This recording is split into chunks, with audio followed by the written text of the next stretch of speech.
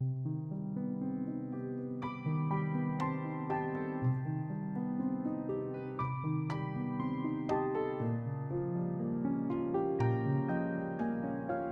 was a quiet night for two lovers looking to get away. A full moon had risen, giving light to their hideaway on a deserted back road. They were all alone, just like they wanted it. But before these enamored youngsters got too ahead of themselves, something interrupted their night.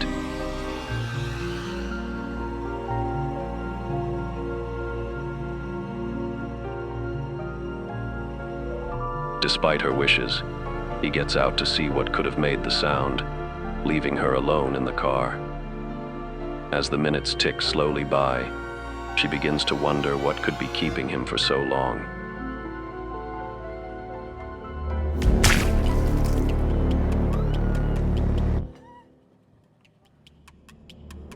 As she turned around to see what had happened, she could hear the steps of whatever it was approaching. As it stepped into the light, she couldn't believe the horror she saw there. But then, looking down, she saw the worst thing of all.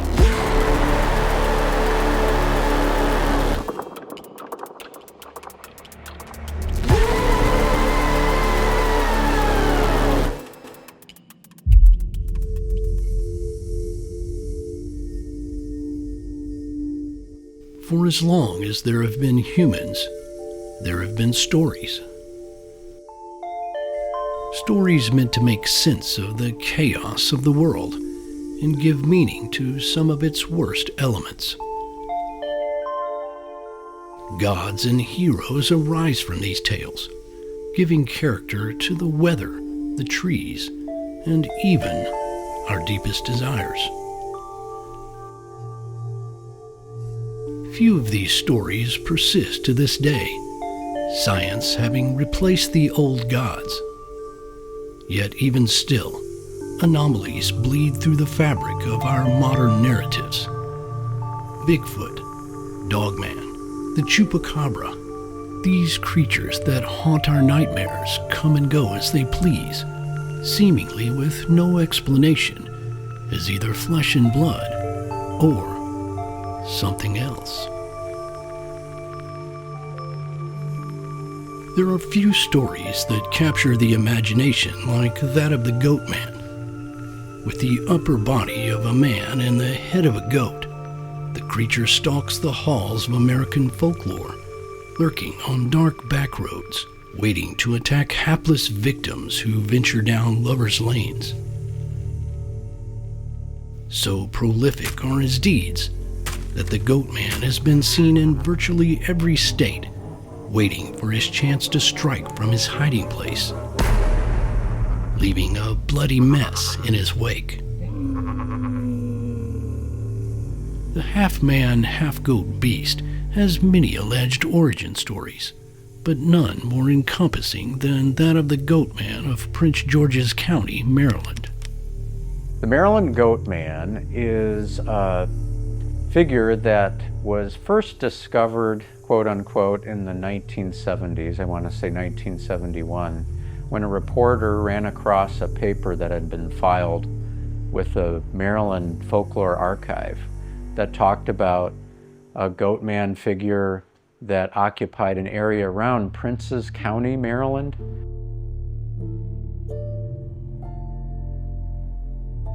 You know, the different iterations of the Goatman itself, its origins and so forth, were pretty varied, but essentially you had a Goatman in that area that had been blamed for the death and dismemberment of dogs, would often terrorize couples that had been parked in a lover's lane type area. And over time, different origin stories were proposed for this creature. The most popular revolves around a place known as the Beltsville Agricultural Research Center, which is a facility about 10 miles from Fletchertown Road, where allegedly they do different types of experimentation and development of new types of livestock breeds, different types of cows and pigs and so forth. And so there's a story that there was a mad scientist there who was either experimenting with combining human and goat DNA, or there was some type of horrible accident to which this scientist actually evolved into one of these goat-like creatures. The Maryland Goatman is an interesting case because it's one of those Goatman urban legend stories that has a variety of explanations for it. You know, most of these Goatman stories have some kind of myth that seems to be at the root of them, trying to explain where they came from and how they got started. And the Maryland Goatman is one that has different explanations depending on who you ask and what the version of the story is. And that, to me, is what sticks out about this case the most, because you have the version where it was a circus sideshow attraction that escaped from its confinement. In some versions, after lightning struck its cage, there's the theory that it could be the result of a goat farmer crossbreeding with one of his own goats. The really interesting version to me is that a Dr. Stephen Fletcher was experimenting with the DNA of an assistant along with goats, and there was a terrible accident that caused him to be transformed into this human-goat hybrid creature that has since terrorized the locals around Beltsville and Bowie, Maryland. The interesting thing about this one is that the USDA actually had to make a public statement saying this is factually not true because the rumors had spread so far and the story had picked up so much traction.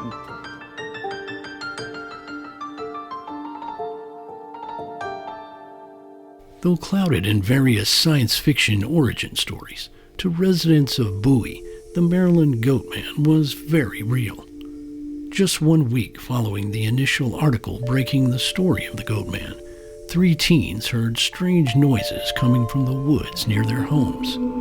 One even reported seeing the animal, describing it as 6 feet tall, covered in hair, and standing on 2 legs. It made a high-pitched sound.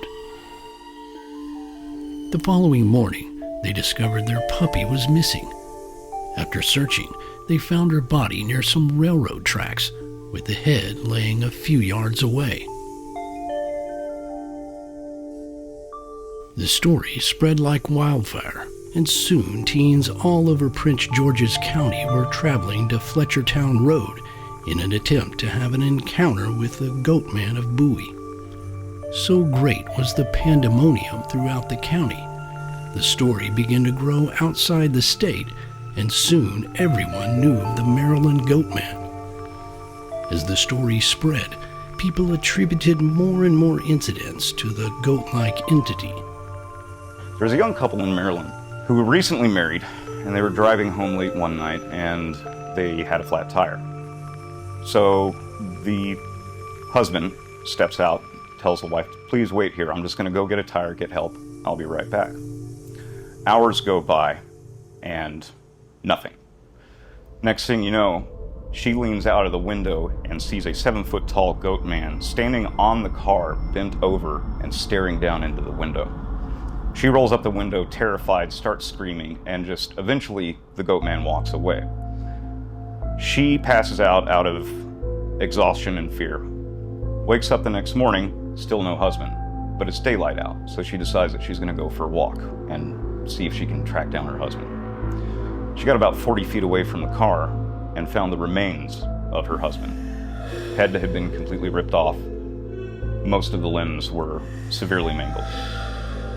I've tried really, really hard to dig up irrefutable proof on this. I've yet to be able to find any actual police reports on this. And this is a troublesome part when it comes to Goatman, is there's a lot of stories, but they're usually told from person to person. There's not really a whole lot of actual documentation on it. The presence of Goatman stories, like the one previously shared, do not exist in a vacuum. Commonly referred to as Lover's Lane stories, these tales take place in areas where people go to be intimate with each other in a semi-public setting, and there is certainly no shortage of them. It's usually some remote parking spot on the outskirts of town, down by the railroad tracks, under the bridge, someplace where they can have a limited amount of privacy. Also where, of course, people go to drink and tell stories. The most famous legends, besides the Goatman legend, is the dead boyfriend legend, where, of course, the teenage couple are getting intimate in a car. There's a noise. The boyfriend goes out to investigate, and he doesn't come back. The girlfriend goes to check what happened, and he's usually hung from a tree limb above the car. And then, of course, there's the Hookman legend, is the other famous Lover's Lane legend. A couple parked out on a lover's lane, the radio is still on, and there's a special bulletin that's made about an escaped convict who is menacing the neighborhood in which this couple finds themselves. And about the same time, there's a loud scratching that's heard on the side of the vehicle. Typically, if the guy's driving, then the gal is in the other seat, and it's on her side of the car. And some detail that comes through on the radio is that the escaped convict in question has one hook for a hand. And this is all too much for both of them. They freak out and drive away at a fast rate of speed, getting back to her home where she's safely deposited back in the friendly confines. But assuming that he's at least somewhat of a gentleman, he comes around to the other side of the car to open it for her, and there, hanging on the handle of the car door, is a disembodied hook. So making it that the sound that they heard was evidently this escaped convict scratching at the car trying to get in. I think we have to consider the possibility that we sometimes have kind of a confluence of different types of urban legends or campfire tales that come together, particularly in rural areas, and particularly in these remote Lover's Lane areas where teenagers go and park at night, where they like to kind of spook each other and tell stories. So at some point, the goat man and the serial killer, the hook, those ideas kind of converged. Folklorists actually call him a Lover's Lane monster because his legends exist almost exclusively in places like this where teenagers or someone of the like gather. There's a lot of sightings that happen in locations that aren't like this, where there's no Goatman legend, but people say they see creatures like it. So I think a lot of the locations where he's near railroad tracks or bridges could just be the more sensational folklorish type stories. The fact that Goatman's associated with Lover's Lane areas, I think, speaks to his sort of folkloric role as a kind of agent of judgment. And you see this playing out in a variety of ways, like in the case of the Poplik monster and the trestle. He's an agent of judgment in the sense that he's punishing you for bad decision making, right? It's a bad idea to climb out on this active train trestle when you could get run down by a freight train that you can't possibly escape.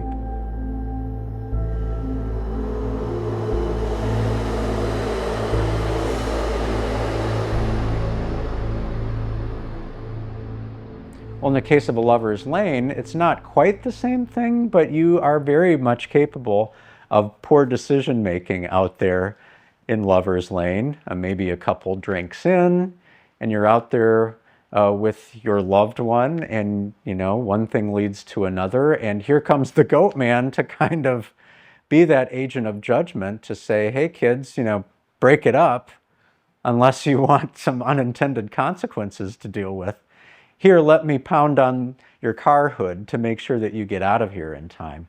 So I think he does play that function. If a person is entertaining Goatman as sort of an actual flesh and blood cryptid, then there's also the added dimension that most Lover's Lanes are remote.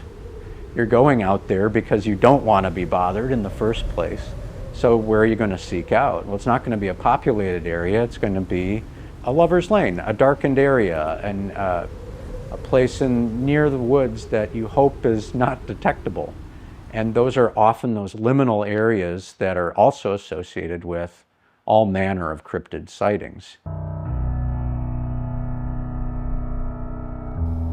The Goatman is not always relegated to the Lover's Lane, however. Traveling from the East Coast, another Goatman legend emerges, this time in the sun-baked hills of California.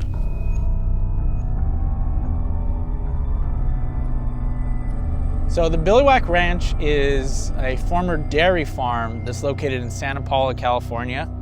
It is home to, supposedly, the Billywhack monster, a humanoid-looking creature that has Goatman-like features, giant horns, and is reported to even carry around a club that's violent in nature, tends to attack people that come across it. And the cryptid story of this is a little bit more mysterious than what you typically get in most original cryptid stories. It has numerous parallels to the Goatman of Maryland. And what I mean is that Ventura, California is the basic area involving Billywhack. There's a Billywhack Farms that became established at that time that it wasn't immediately evident, but as time elapsed and people sort of dug into the history of this location, that facility, there appeared to have been possible CIA ties to at least the person who was instrumental in founding the farm site. So August Rubel is an interesting guy. He's a pretty smart guy. One of the things that comes up about him pretty often is that he's from Europe. He's Swiss. You know, so this is a guy that majored in chemical engineering. This is something that's going to come up in the Billywhack monster story. But he also has apparent ties to the OSS, which is a precursor to the CIA. It stands for the Office of Strategic Services. So this is an interesting guy. He has government ties, chemical engineering ties, and now he's associated with what is supposedly a humanoid monster that roamed around his ranch. Now, the original story involves August Rubel, and with his chemical engineering background, was trying to manufacture a super soldier using goat DNA and building a indestructible force that can be utilized in World War II. That's story A. Story B is that Rubel was more of almost like a James Bond type of character, where he went off during World War II and rounded up Nazi scientists that Hitler was utilizing to build his own version of a super soldier. And he rounded those guys up, brought them back to Santa Paula to the Billywhack Ranch, and utilized their knowledge to build the Billywhack monster. And at some point the monster escaped, killing many of the scientists, and now runs free in the Aliso Canyon near the Billywhack Ranch.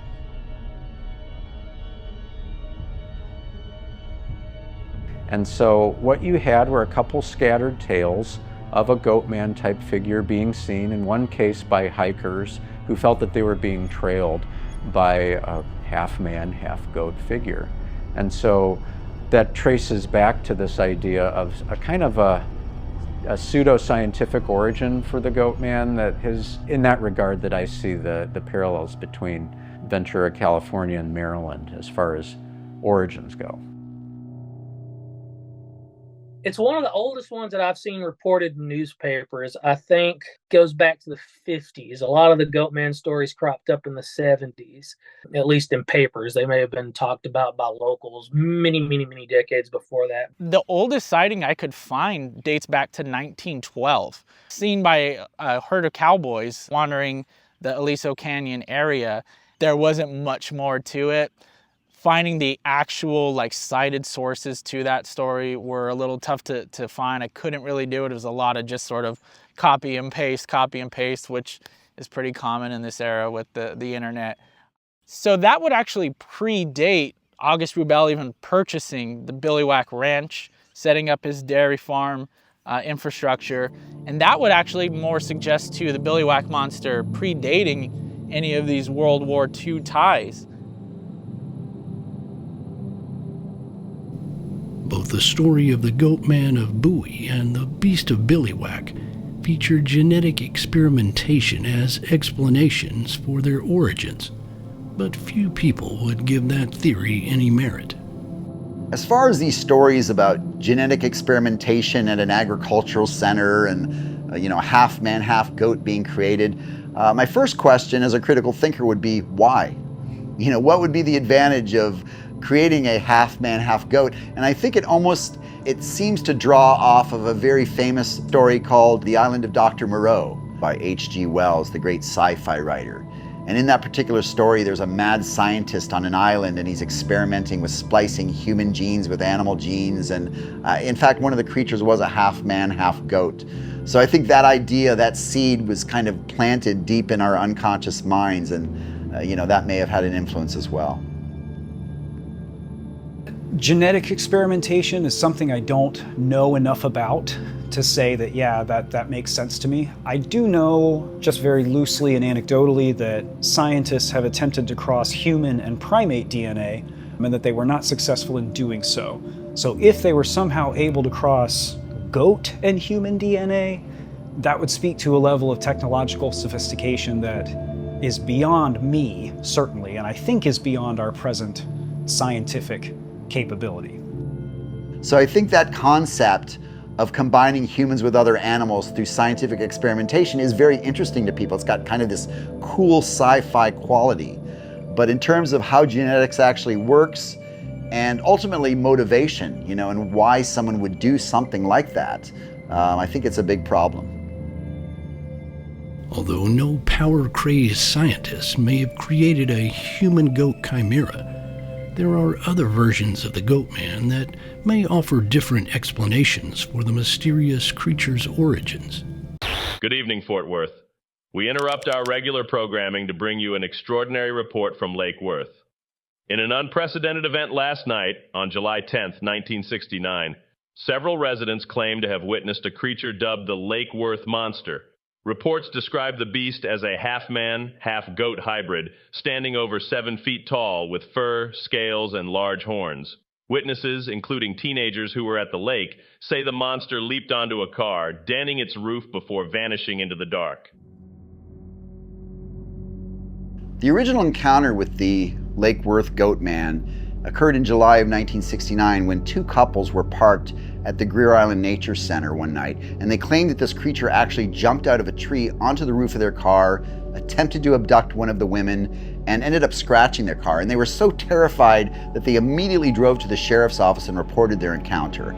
The next night, there were 40 people out searching for the monster, and allegedly in front of about 30 or 40 eyewitnesses, this creature appeared on a bluff, picked up a spare tire and hurled it at the crowd, and it bounced about 500 feet.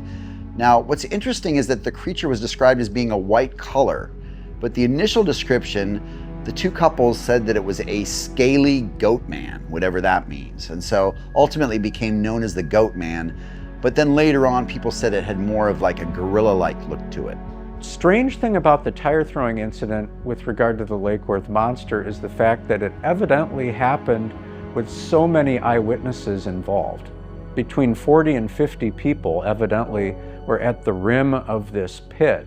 But all the stories in the paper and in Clark's book report that the creature threw this tire 500 feet at a rate of speed that caused everyone to immediately scatter and leave the vicinity because they would have been killed had it hit them.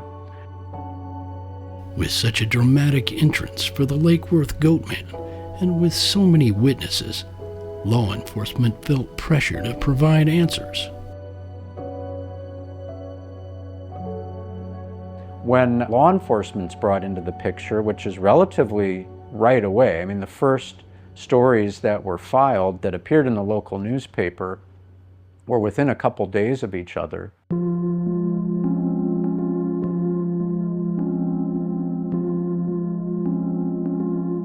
The law enforcement took the stance that it was an escaped bobcat, that a bobcat had been released into the wild by their owner and had taken up residence in the Greer Island area and was in the habit of going up into trees and dropping down onto unassuming people, especially seemed to like landing on cars for whatever reason and then scratching them up. That was their explanation to many of these sightings.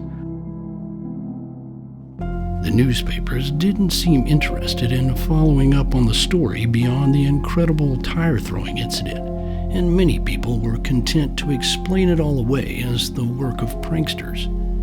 And that would have been the end of the Lake Worth Monster saga if it weren't for Sally Ann Clark. After reading about the incidents in the Fort Worth Star-Telegram, Clark made her way to Greer Island to investigate for herself. Armed with a camera and a cassette tape recorder, Clark proceeded to interview dozens of witnesses who claimed to have encountered the beast. She then compiled the information, along with her own observations, into a self-published book titled The Lake Worth Monster of Greer Island, Fort Worth, Texas, which was released in September 1969. All I can tell you about Sally Ann Clark is what she reveals in her book. And so she is a self-described private investigator and freelance writer. And what else she was doing beyond that, I have no idea. But that is the angle that she takes in her book. And it's a very interesting read.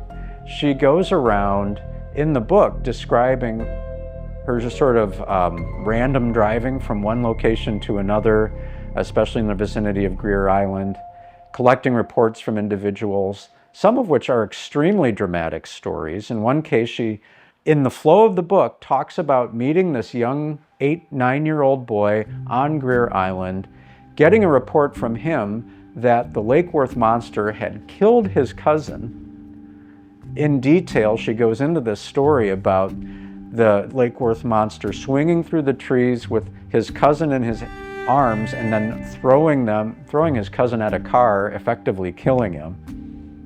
And that same boy that she had talked to falls asleep on a rock. She wonders, what do I do with this kid? Because it's not her child. And that as she's wondering what to do, she hears the sounds of the Lake Worth monster approaching her. She climbs up in a tree and watches as the Lake Worth monster approaches this boy who's still asleep, and it scratches the child's cheek. And then wakes up, sees the monster, and calls out to Sally Ann, who's up in the tree, "Lady, lady, I'm seeing the monster that I told you about." And then after that whole incident wraps up, she goes to the diner and has a piece of pie. It's very bizarre, and to this day, I don't really know how to take that bit of writing, because she presents it as factual, take it or leave it. And it's sort of gonzo journalism before that phrase was even coined, I think. After Sally Ann Clark's venture into the case, another notable researcher dug into the monster of Lake Worth's story, Ken Gerhardt. I first investigated the Lake Worth Goatman about 20 years ago, 2004, along with another researcher named Nick Redfern. We went to the Greer Island Nature Center. We found the bluff, the area where it supposedly threw a tire at this crowd of people. And then we went onto Greer Island itself, which was said to be the haunt of this Goatman creature. And we did find a weird teepee-like structure. We found a large impression on the ground nearby where something had been laying down. And we also found the remains of a fish that had been half eaten. So since that time, I've been to that particular location a few different times, looked around. I haven't found any significant evidence. And in fact, I spoke to some of the park rangers there and I asked them about the monster legend, and they kind of tried to brush it off and say that it was probably a hoax, maybe someone dressed up in a costume and so forth. But, you know, it's worth noting that there were a lot of people that claimed to have seen this creature. But the Lake Worth monster is described always in very aggressive terms, beating people against the side of their cars. One ex-military person that Clark allegedly spoke to, who made a big deal out of the fact that he had purchased this convertible. He was very proud of it. He mentions it a number of times. He was driving around out on Greer Island before all these other reports hit, and he saw the monster bludgeoning this guy against the side of his car, almost apparently to death. And he said, "I had far too much to drink at the time, but I sobered up on my way back to town because I was going 180, putting this car to it, taking it to its limits."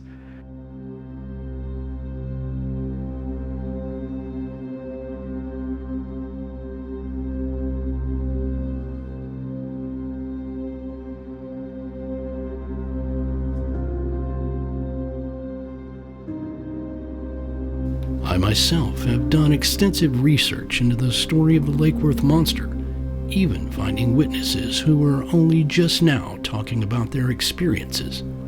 My own book, The Lake Worth Monster, The True Story of the Greer Island Goatman, delves both into the history of the case and the legacy it has built around my hometown of Fort Worth.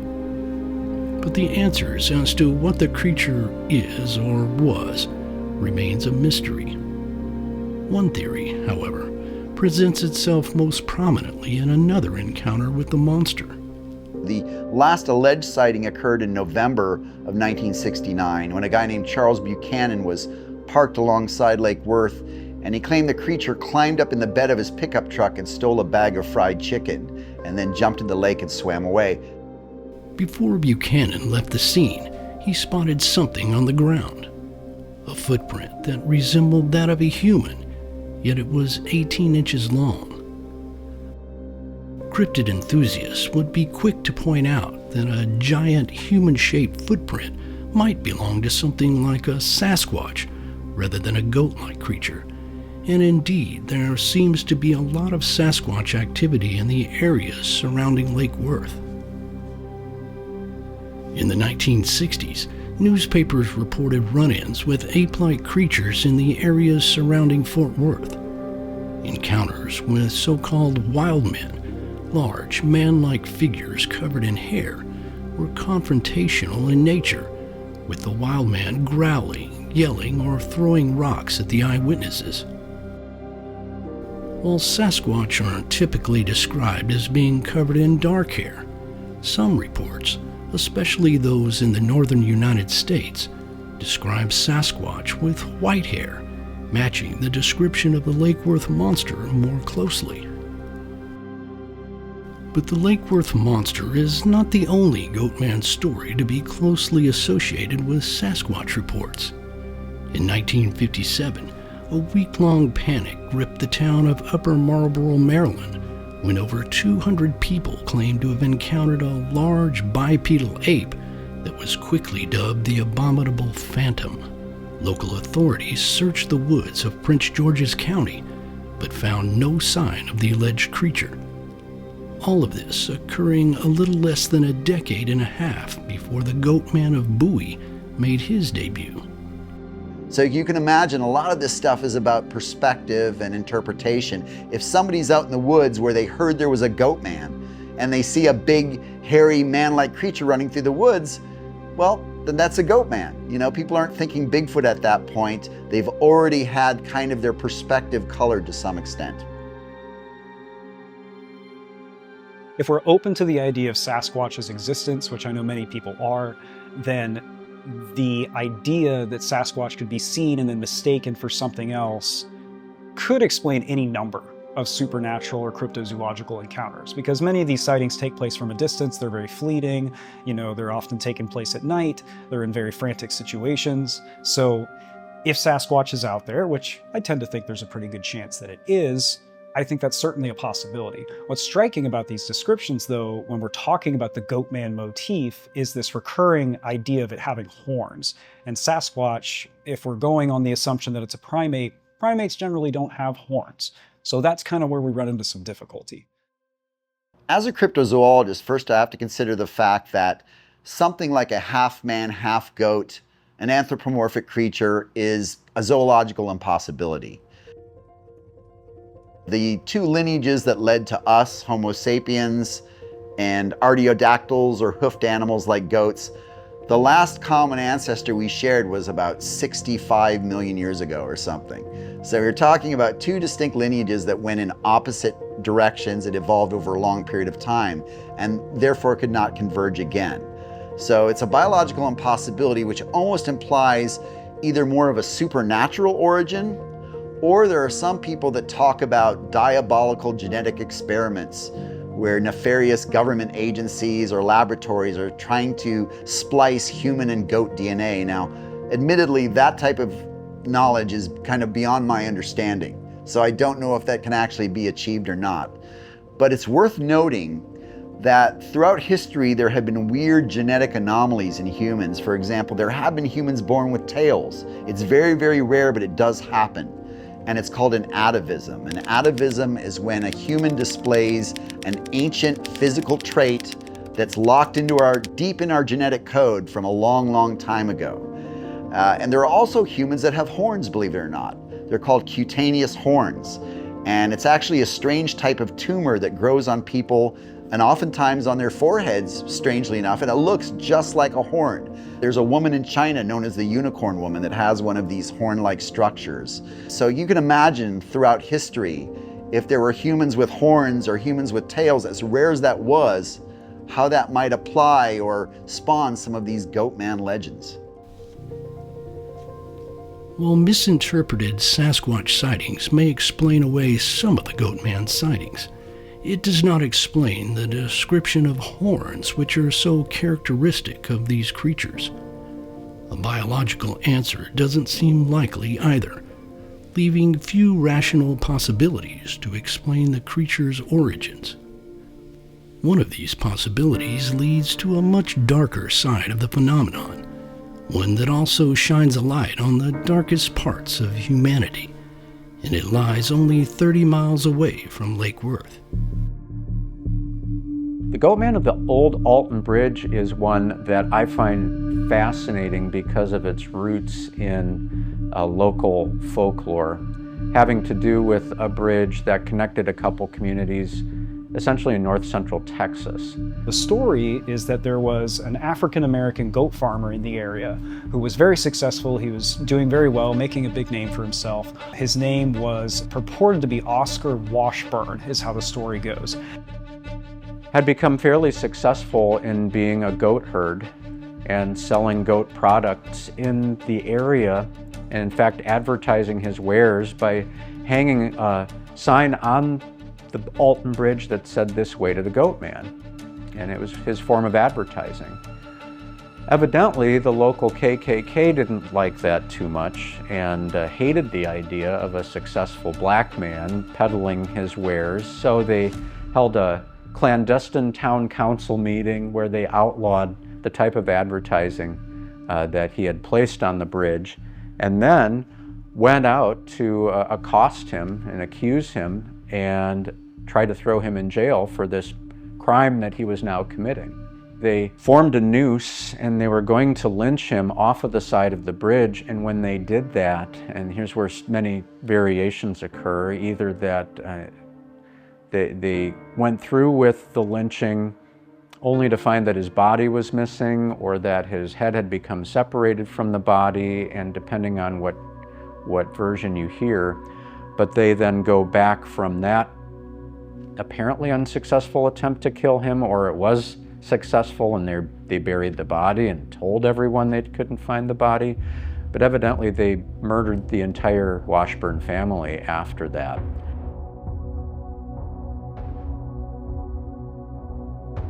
And as a result of this horrific event, this half-man, half-goat entity is now purported to haunt the old Alton Bridge. And people go out there and they do ghost investigations, they go out there at night, they take EM readings and things. Sometimes they get results, sometimes they don't. But this is one of those stories that's associated more with the darker side of this legend. It's not so much just a monster sighting.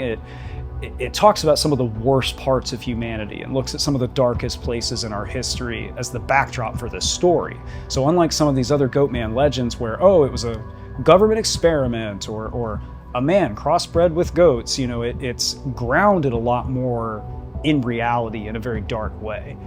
There's some real weight to the story, because if that actually did happen to Oscar Washburn, then there is some sort of justice, you know, that seems to be much needed.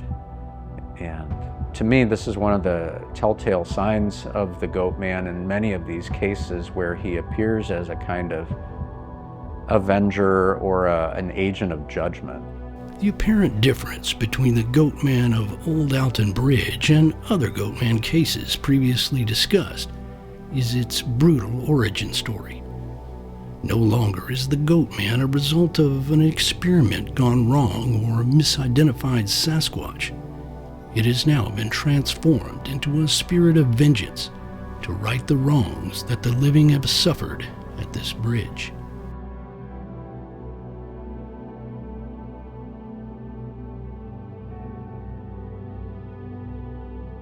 The old Alton Bridge is one of the things that makes the Lake Worth monster so interesting, because you have two Goatman stories or legends or sightings that are really only about 35 miles apart in a straight line. The Alton Bridge is a little bit south of the Dallas-Fort Worth area, and it's this old iron trellis bridge that was constructed in 1884. And for a long time, it was a main thoroughfare. It was used by, people on foot, horses, cars, until it was finally shut down and they installed a new bridge and moved the road over a little bit. The bridge is still there. You can visit it, you can walk on it. It's a popular tourist draw, and there's already a lot of paranormal folklore associated with these old iron bridges. Iron itself has a lot of lore and stories and mythology attached to it.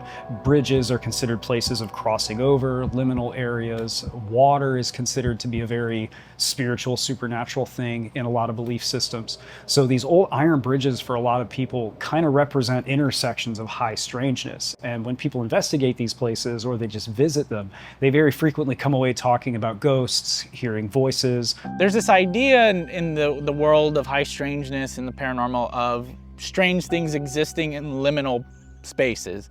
Liminal in this sense refers to like a threshold, a place that really nothing has any sort of dominion over. So in this sense, things can kind of exist there. It's not really a place that has a beginning or an ending. It's just a place that's going somewhere. It sort of exists in this transient state. So the idea of a paranormal entity sort of finding a home there kind of lends some credence. Now you get other ideas of like Hecate, the goddess. She's the ruler of the crossroads. You have a lot of stories of crossroads being associated with the paranormal. Kind of lends into the idea of bridges and train tracks too, deals going down there, entities existing. So I think that could kind of play into the idea of why things exist near these transient liminal places. Crybaby bridges is a term I'm hearing more lately, but people will report hearing babies crying, which is something we know John Keel was talking about, back in the 60s and the 70s. That's something that's been in our minds for a while. But a lot of this stuff seems to intersect with these iron bridges. Crybaby bridges, or crybaby lanes for that matter, seem to be a phenomenon that you can find in almost every state. Every state's got one. So the basic premise of the crybaby bridge is, more often than not, the bridge becomes haunted because of a terrible accident that happened there. People end up dying, and then years later, activity will start to be reported on there. Now, in particular, when it comes to crybabies, this often means that there was a death of a child or several children. There's an interesting one in North Carolina that originally was considered to be kind of a lover's lane bridge, but has since become a crybaby bridge. Apparently what happened here is there was a school bus that ended up veering off of this bridge, and all of the children and the driver died. Fast forward several decades later, this bridge has now been remade and another road has been put on side of it, so the bridge is just kind of abandoned, and this becomes a very popular spot for teenagers to go run off and make out in the middle of the evening. And it wasn't too far after this little bridge became a private hiding spot for teenagers that most kids who went out there started to report hearing children crying and handprints appearing on the windows.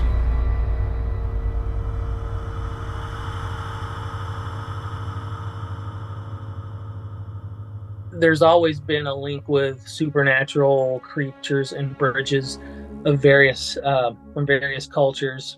Trolls are supposed to live under bridges. Spirits can't cross water, things like that. If he is a supernatural creature, allegedly running water, can provide energy for things to manifest. So it might be easier for something like Goatman if he is something akin to a spirit that needs energy to appear. A bridge would be a good location for him to do that. And there's often supernatural and paranormal aspects and stories of many bridges around, such as Emily's Bridge in Stowe, Vermont, where there was a tragic story of a bride-to-be who ended her life around this bridge as she was stood up at the altar. And there are many stories like that elsewhere as well. There's all sorts of haunted bridges all over the world. We have a couple in Texas. We have another human-animal hybrid, the Donkey Lady Bridge in San Antonio, down on Old Applewhite Road. And that's a very similar story to some of these Goatman legends where someone was killed and somehow they were fused with this animal and now they haunt this area. And it's a tradition, or was for a long time in San Antonio, for people to drive out there at night and park their car, go poke around in the woods. And there are a lot of stories, if you look around online, of people hearing something or seeing something in the woods. So it's a recurring motif that we see in our culture. It's something that pops up all over the place. I'm honestly not sure if there's really a paranormal connotation to these goatmen being seen in specific areas around bridges and railroad tracks. I tend to think it's more of a cultural phenomenon in terms of, the old legends of European trolls living under bridges and some of those stories. As far as railroad tracks go, I think it's interesting to point out that, I grew up next to some railroad tracks, kind of in a rural area. And there's almost something spooky, particularly as a young person, when you go out to these areas, these lovers' lane areas, if you will, where these goatmen have been described. There's something kind of spooky about railroad tracks, particularly when you're walking along a long line of railroad tracks next to a forested area. I don't know, it's quite an interesting question. One could derive the idea that there's some type of energetic force or something that conjures up these goatman images when you're in these specific types of locations. The stories of goatmen seem more paranormal in nature. But why? I think it's kind of hard to pinpoint a goatman entity existing as a biological creature. There's nothing in the fossil record that suggests a goatman could exist. Unlike a Bigfoot, you have Gigantopithecus, things like that we have evidence of something like this can actually biologically walk around and exist. Goatman, on the other hand, not so much. However, if you tie in the idea of the supernatural, the paranormal, and these things existing without any rhyme or reason, but through sort of fantastical means, I think something like that can exist. Maybe it's phasing in and out of reality, or is some sort of ancient deity that kind of pops into existence. I think that may be more of what's going on here. I don't think a half man, half goat makes any sense in the biological kingdom based on my limited zoological knowledge. And unlike a lot of other human animal chimeric beings that we see in folklore and mythology and even in the modern cryptozoological lexicon, goatman is generally described as distinctly being half human, half goat, as having this goat head on a very distinctly human body. That doesn't really make sense. So if it's not a hoax, a hallucination, just an urban legend, if it's something that actually exists in the form that we're perceiving it, you could make the argument that it would have to be something supernatural, something from outside the veil, if you like. Returning to the Beast of Billywhack, we see that the paranormal aspect of the Goatman legend is not far from the more commonly touted origin stories. Aliso Canyon is also home to what some Spanish speakers call the Chivo Man, a goatman-like entity with supernatural roots. So the Chivo Man and the Billywhack monster, they're essentially one and the same. The only difference there is the Chivo Man kind of has more of roots in Mexico and Central America as the Y Chivo creature, which is essentially a goatman-like creature that is human. It's a brujo, a witch, a male witch that utilizes witchcraft to turn himself into a goatman-like creature or other sort of humanoid-looking entities. And one of the interesting things about that, if you were to tie in witchcraft into the idea of the Billywhack monster, the Billywhack monster is located in the Billywhack Ranch, but that was originally in the Aliso Canyon area. That's what the entire area surrounding Billywhack Ranch is. Now, Aliso means alder in English, so alder tree. If you look into elemental magic, the alder tree is associated with being a gateway for the fairy folk, the fae people. It's supposedly it's utilized as a portal to go from one realm to the next. So if you were to add in the idea of witchcraft into the idea of this billywhack monster creature, now you can see why a creature can sort of pop in and phase in and out of existence and not really have any sort of biological precedent for existing. And the Aliso Canyon area acting somewhat as a window area, a hotspot for anomalous activity to exist.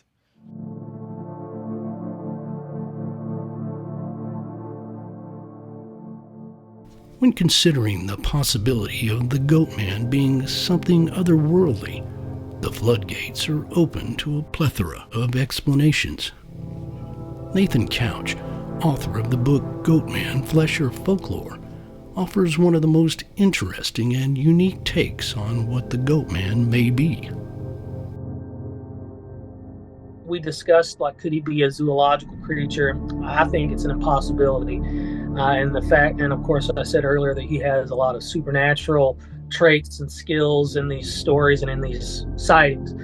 I think if he does exist, he'd have to be something supernatural, something that hasn't been explained by science yet. I think he'd have to be like a nature spirit of some type.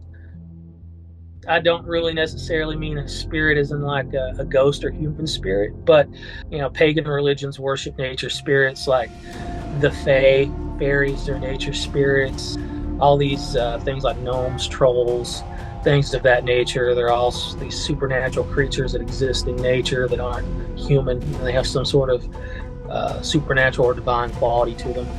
Goatman looks a lot like the god Pan from Greek mythology. He was a half man, half goat creature. Pan was the god of the wild. He was very connected to nature, very symbolic of humankind's relationship with nature in the Greek pantheon. And the term panic, as in like extreme fear that we use today, comes from Pan's name. That's the root term for that. Because Pan, when you're walking in the wilderness and you hear animals howling and the wind and the sounds of the wild, that's said to be Pan, shouting at you or calling out into the night as you pass through his territory. So when you look at the modern day and you have some of these more modern Goatman encounters, a lot of times they're accompanied by people saying, I heard a wailing sound, I heard this horrible scream, this inhuman cry coming from the night. So at the very least, there's a tangential correlation, not only in the physical resemblance between Pan and the modern Goatman, if you want to call it that, but also the way in which these things behave and the way in which they seem to approach people when they're in these wild and wooded places.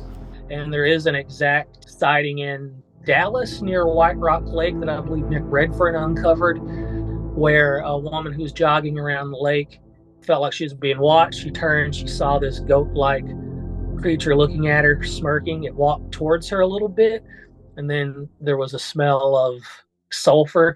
He just disappeared in a flash after laughing at her. And she said she felt like she was having a panic attack, something that she had never felt before. The parallels between the Goatman and the satyrs of the ancient world are obvious on the surface. Half-man, half-goat figures that live in the wild, sometimes filling travelers with panic if they are unlucky enough to come upon one at night. Yet, perhaps, the connection is more than skin deep. The correlation between Goatman and satyrs or fauns really seems very, very natural when you stop to think about the functions of those figures in mythology. They were associated with virility, fertility. They were also associated with debauchery and wild parties. And so it just seems like, in the case of the Lover's Lane stories, they're modern retellings of these sort of Saturnalias. I mean, that's where the phrase comes from in the first place, is the satyr, and the overlap between that and this pagan holiday festivities. Pan, as well, as far as a lowercase god is concerned, was very much involved with these sort of tales. And so there does seem to be, again, although in the modern tellings, it's not so much encouraging the behavior as it is discouraging, or talking about consequences, exacting some sort of judgment. In the case of Alton Bridge, it's a folkloric agent of judgment in sort of a frontier justice. Some consequence must be levied upon those who are doing wrong. So I do see that there is a way that those paradigms, even though they morph slightly in function, that seems to be a pattern that occupies the psyche of humankind for whatever reason. There does seem to be a connection or correlation between some of this activity and the sexual energy of human beings. And a prime example of that is you start talking about poltergeists. These are often connected to young women who are just now beginning to come of age, and all of a sudden this activity starts. I think it might have something to do with the fact that around those times in a person's life, chemicals in your brain start to shift, and therefore your perception is going to shift. And when that starts to happen, there's a good possibility that you might be able to open yourself up to other channels and see different layers of reality. And that's where I think a lot of this stuff comes from, is layers of reality that's stacked on top of us. And at the same time, I also think that has something to do with human consciousness and the way that we remember things as far as history goes. Because satyrs, they were very popular and very believed in during Greek times. Now, fast forward to a time when spirituality is not necessarily part of our main sphere of existence. But now we have all of these people who are starting to take an interest in it. So now we're starting to see sightings of things like goatmen, dogmen, stranger cryptids that, don't necessarily have the popularity of, say, Bigfoot or Loch Ness Monster, but enough sightings in recent times have certainly made it a little bit more interesting. You go through this continuum of natural explanations, supernatural explanations, scientific, and you'd think that it would stop at that, but it's kind of going back in the direction of the supernatural and dark, even satanic direction. And I think that's where this idea that is whispered about or talked about in very cautious ways is that somehow this thing could have been conjured. In much the same way as like dogmen are talked about today and highly suggested, like in the case of the Beast of Bray Road, for example, that some sort of occult activity could have intentionally or inadvertently brought this thing to life. And how that works, how long that it stays in our dimension, are questions I'd rather not know the answers to, but seem to be put forward as a possible explanation. These nature spirits are not the only thing the Goatman resembles. With a goat-like head and a man-like body, the Goatman might as well be the devil himself. I think what sets the Goatman legend apart from other cryptids is the fact that our essential image of a half-man, half-goat conjures up, Satan, demons, the embodiment of ultimate evil. And so in that respect, the Goatman is almost scarier than something like a Bigfoot or a Dogman or even a Chupacabra, because it is demonic in nature. It's got paganistic qualities, so it harkens back to that ancient form of evil, something that evolved centuries ago, something that's still around. Psychologically, I think people are very, very scared of the notion of something that looks like a half-man, half-goat, because it's demonic. The quintessential image of the satanic goat-like entity known as Baphomet stems from early occultist writers like Eliphas Levi. Later it became entwined with inverted pentagrams, Thelema, Freemasons, Aleister Crowley, and the teachings of Anton LaVey, both of whom associated the Baphomet with the god Pan. What's more, as the sigil of Baphomet is the official insignia of the Church of Satan. In many ways, equating the Goatman with the devil is a natural thought process, but not necessarily the most explanatory. Classically, the devil is often portrayed as something very similar to a satyr. You have the cloven hooves, the rather muscular torso, and then you have the head of the goat. Where that imagery actually comes from, I cannot be sure, but it has now made its way into the psychological aspect of how we perceive good and evil. There's a whole stream of thought that goes into the consideration of Goatman as far as like a cult, or we'll just go right to Baphomet and Satan. says, why this, right?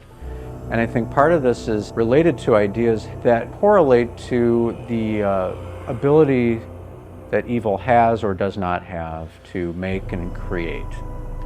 And this has been explored in the writings of C.S. Lewis and J.R.R. Tolkien and others, but that Satan does not have the power to create things from nothing. He can only take what's there and corrupt it. And so here's where it really gets interesting, is that the idea, in some cases, like the Poplick monster, for example, early reports seem to break in the direction of a sheep man, but later ones go in the direction of goat man. And a correlation here could potentially be that in the case of sheep, when you think of a sheep, you don't think of something malevolent, you think of something innocent, you think of something pure. And taking this to scripture, such as the Holy Bible, you have the Son of God, who is described in terms of the Lamb of God. So you've got this symbol of purity and goodness. What's a way to corrupt that? Well, potentially take it in the direction of a goat, which is less likable as a figure. Certainly one that we associate with things like eating trash and living off of that. While a sheep's ram can develop horns, we don't think of a lamb as having that ability, but a full-grown goat has the horns and therefore seems more intimidating and will in fact resort to violence when that's seen as needed. So I think that there may be some territory to explore there, that a goat is a violent or corrupt form of an innocent little lamb, and maybe somewhere along the way our expectation or perception of what half human, half sheep then goat becomes is colored by that.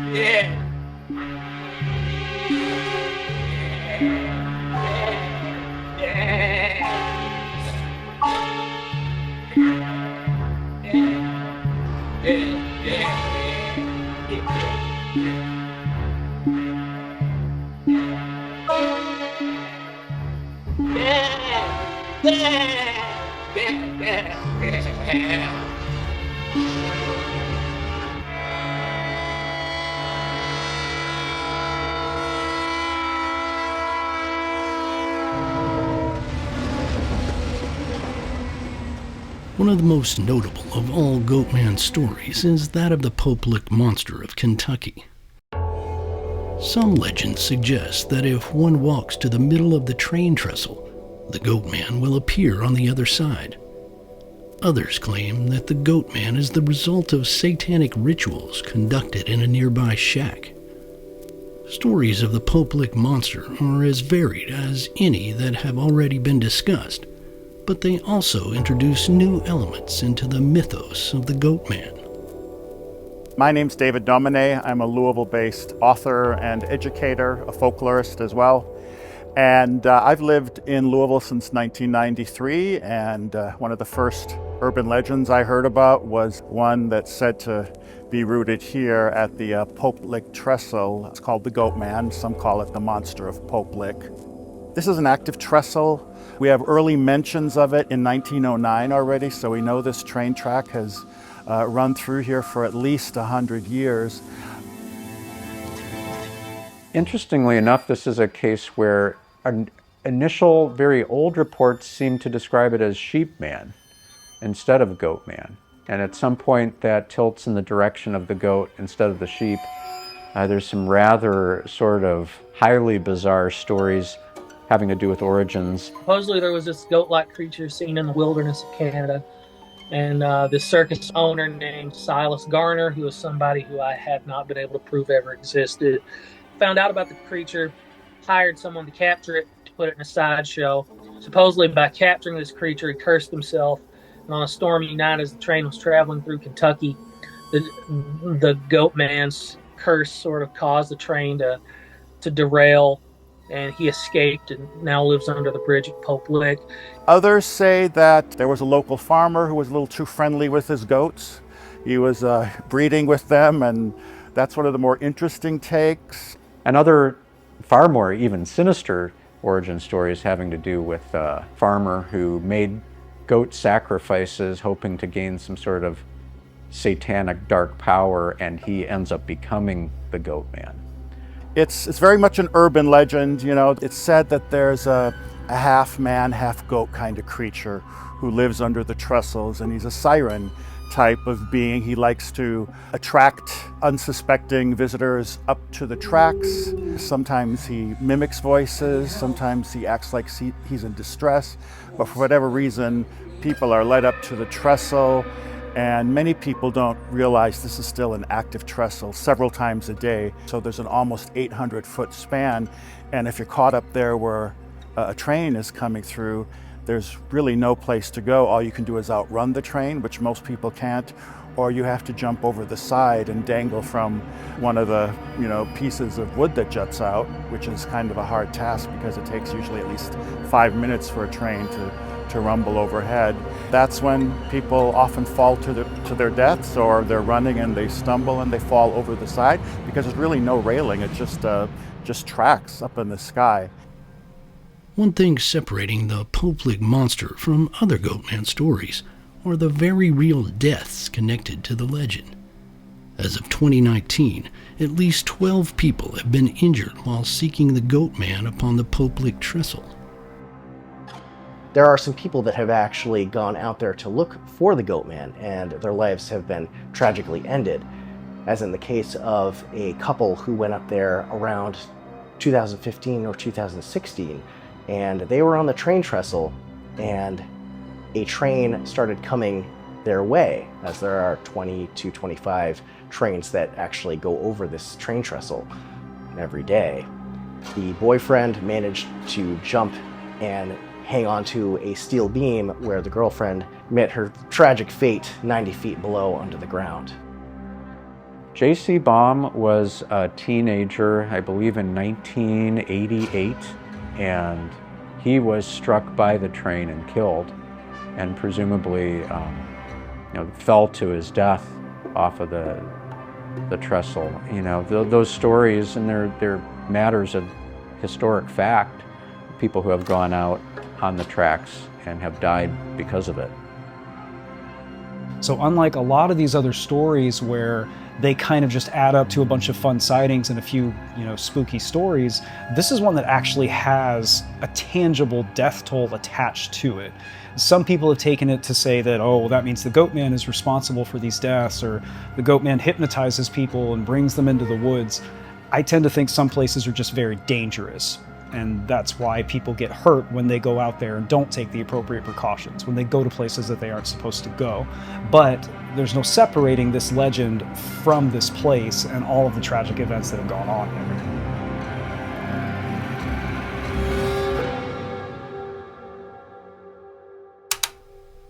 The final key to the Goatman mystery is the influence of the media. In the age of information, where sensational news can and does influence the decisions of individuals, the proliferation of certain stories are bound to ignite the imaginations of people. A single newspaper article was all that it took to lure teenagers out to Fletchertown Road in search of the Goatman of Bowie. Even years later, when the story of Ginger the dog was revealed to have been a hoax, the legend had grown well beyond the newsprint and was now part of modern folklore. Hundreds of people flocked to Lake Worth when the sensational sightings were mentioned on local television news. Deaths on the Poplick trestle that were once seen as accidental are now shrouded in mystery due to the popularization of an urban legend through an independent film. In every major case of a goatman, there lies a strong media backing to the legend, and with every legend tripper that seeks out the goatman and has an experience either real or imagined, the mythos continues to grow. I think part of the reason why there's so many origin stories and such variants has in part to do with the explanatory power of things over time. And what I mean by that is 150, 200 years ago, you would have had sort of agrarian, naturalistic explanations for things.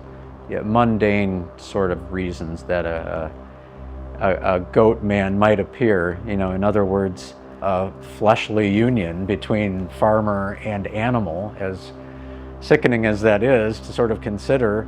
That is one stream of explanatory story that was given about that. And then you start to bring in sort of folk religion, witchcraft and so forth, and now the devil and dark forces become to swirl into the story, where if some sort of pact or agreement was made, then that would result, you know, a necessary consequence of making a deal with the devil is you have to pay a price that you don't expect. And certainly being forced into the form of Goatman would qualify as one of those terrible prices to pay. And then with the rise of science as something that explains everything, you get into then stories having to do with breeding taking place normally in a secret facility where evidently DNA of some type could be spliced, and that sort of rules the creation, if you will, of a creature like Goatman or Sheepman, where you're moving away from a kind of spiritual religious overtone into the realm of a scientific reasonable explanation. Goatman is generally always, at least in the stories I've looked at, somehow intimately tied to human nature. Again, if we look at Pan and those early stories, that talks about how humankind interacted with the wild, how we viewed wild places and what we learned to fear. You know, it symbolizes this mashup of humanity and something wild. And again, a lot of cryptids do that. But these modern Goatman stories, the origin stories are always, you know, racism, genetic experiments gone wrong, humans and animals intermixing, just bad things. A lot of cryptid stories, we get monsters that kind of represent humanity. They're upright, maybe they're hominids, Bigfoot stories, but Goatman reports seem to, again, just talk about the worst parts of humankind. Science gone wrong, racial prejudice, greed, violence. There's never anything positive in there. There's never anything that we look at and go, that makes me feel a little bit better about the world. Unlike with, you know, say, again, Bigfoot encounters or some other potentially unclassified animals, the Loch Ness Monster. You know, people have these encounters and it changes their life for the better. I don't think we've heard a story like that about Goatman. The locations where he's a known legend, like the trestle at Pope Lick. So you have those types of stories which probably not even a morsel of truth in them, but you have sightings of creatures that very much could be in the realm of real experience. Like perhaps a lot of these sightings have nothing to do with the outlandish stories they've been given. People are experiencing them, and then people are attaching plot lines from movies and comic books and campfire stories to these sightings. I think there's so many different versions of Goatman just because it, again, sort of exists as this primordial fear that we have, this idea of fear of the woods, fear of the unknown, and the idea of going back again to Pan, the trickster god of the woods. It was essentially a Goatman entity that would lure you to your doom. Maybe that sort of memory, that genetic memory that we have of danger in the woods has been personified into the idea of this Goatman-like figure that now that can exist all across the world, in every state, in every country, in every dark wooded area that we wander into. The idea of this Goatman waiting there to get us can exist and live and thrive, and is probably experienced by numerous amounts of people. When considering the archetype of a goat man, I think there are many different influences, and we have to accept that many of our cryptids are actually examples of what I call composite identity, meaning there's different influences sort of coming together to form this one specific archetype. And so, for example, the idea of a half man, half goat goes back a long time. In the 5th century BC, we find the first Greek interpretations of creatures known as satyrs, which are essentially forest beings that are often portrayed as having goat-like features, big ears, horns. So that particular idea has been around a very, very long time. And then that evolved over time. And I think, those ancient Greek mythologies and legends were adapted by the Romans, and the satyrs became the fauns. And then as Christianity took over, a lot of these old pagan ideas of things like satyrs were kind of pushed to the side. And then eventually, early interpretations of Satan or the devil began to resemble a half man, half goat, almost as if Christianity was saying, okay, well, these old pagan ideas, of goat men, these are demons, these are the devil. And so, the goat man is therefore become an evil entity, right? It's become kind of an embodiment of pure evil or demonic activity. And furthermore, I think we have to acknowledge that a lot of urban legends and campfire tales actually migrate and evolve. And as different communities and areas kind of adapt these monster stories, they kind of put their own brand on it. There are always some similar themes or motifs in terms of, it's out in the woods in a remote area or near an old spooky stone bridge. So the basic themes kind of remain the same. I think a good parallel example are these legends of giant catfish living under dams. And I've been to many places in the United States, Arizona, Georgia, Texas, where I've heard this recurring story about below a dam there are these car-sized catfish that will swallow people and animals and things. And so, you find these similar legends in different places, and it's almost as if they kind of migrated. Similarly, a lot of these goatman stories may have migrated from Europe, with European immigrants that brought some of the old world stories and tall tales.